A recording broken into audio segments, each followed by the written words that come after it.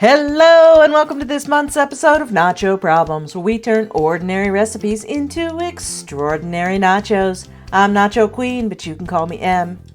Happy New Year to you and all of the nacho lovers in your life. I'm sorry about the lack of videos in the last few months. I've been busy with life and stuff. I have decided I'll attempt to keep videos going, but we're going to move to a once-a-month schedule for the foreseeable future. This should allow me to make videos while also experimenting with recipes that are simply unnachofiable. Today's recipe threw me for several loops, but with a lot of perseverance, I have finally made Macaron Nachos. Macarons are French meringue cookies with a cream filling. I like to think of them as pretentious Oreos.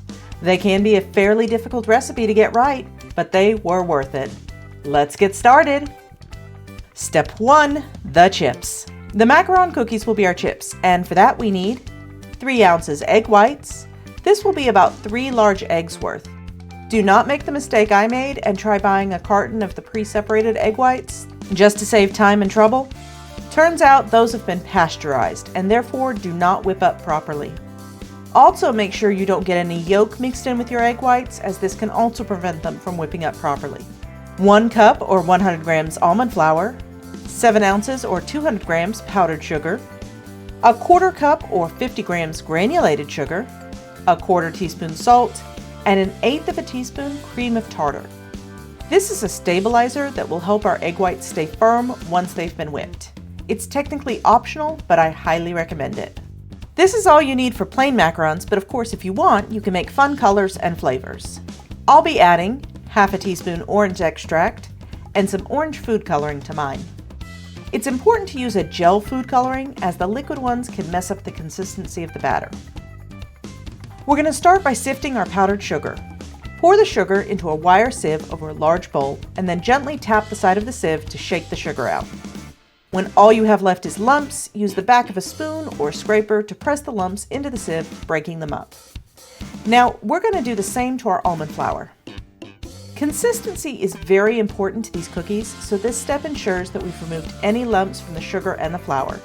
Next, add in the salt, which I missed filming, and set this aside while we work on the egg whites. I'm using Stevie Mix for this job, but a handheld mixer would work just as well if you don't mind putting in the effort.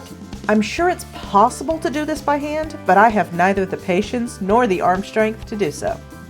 Add your egg whites and the cream of tartar to the mixer. Begin mixing on medium for about 2 minutes or until the whites have become bubbly. Now we're going to turn the speed up to high and begin adding in the granulated sugar a small spoonful at a time. This is about a 1/4 teaspoon every 20 to 30 seconds. After you've added the last of the sugar, continue whipping until you reach stiff peaks. You test this by pulling the beater up and seeing how the whites react. You want that point in the bowl to remain sticking straight up, not curling over. And that's a stiff peak. Now add in your extract and coloring and mix until just combined. Then we're going to gently fold in the flour and sugar we sifted earlier into our egg whites in 3 batches.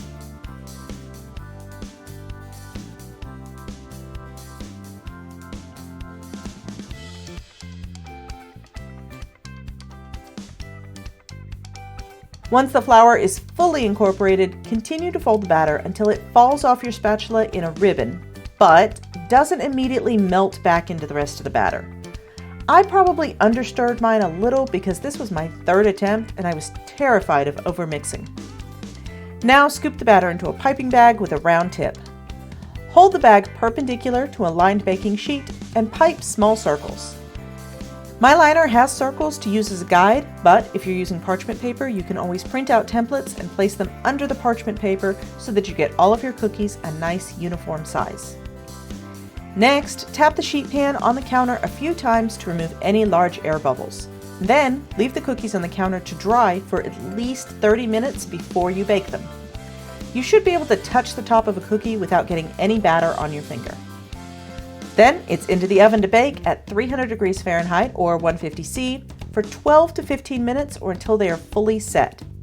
This means that the foot, or the crunchy bottom part, is firm. And that, my friend, after 3 attempts, is our chips. Next up is Step 2, the cheese. Now, since we made orange macarons, I thought we'd make a vanilla filling to go for kind of a dreamsicle sort of vibe. So we're going to be making a vanilla buttercream frosting, and for that we need a 1/4 cup of butter, softened, 1 cup of icing sugar, 1 teaspoon vanilla extract, and some heavy cream. You're going to want somewhere between 1 and 3 tablespoons, depending on whether you want your frosting to be dolloped or drizzled. I'm making a very small batch since I'm running dangerously low on icing sugar, but you might want to double this. Just add the butter and sugar to a mixer and mix on high until fully incorporated and fluffy. Then mix in the vanilla, and now we're going to add in the heavy cream a little at a time until we have the consistency we want. And that's the cheese. All we need now is step 3, the toppings.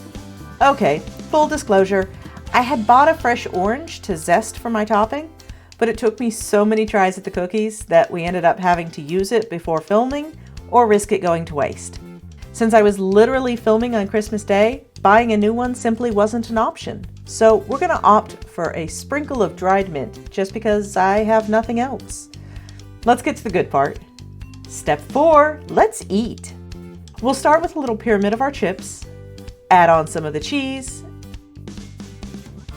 and finish with a sprinkle of the mint. Cameraman is our taste tester today. He said these were pretty good. I actually think they taste like Fruity Pebbles cereal, which I love, so no complaints from me either. Well, that's all for this episode. I hope you enjoyed it. If so, give it a like and please consider subscribing if you want to see more nacho videos. If you have an idea for a future video, you can leave a comment below, or I've linked my Blue Sky below. But you won't find me on Facebook, Instagram, or Threads. If you're looking to steal my apron, well, that's nacho merch, but you can get your own at a link in the description. Now, I guess I need to figure out what to do with the rest of the carton of egg whites I bought.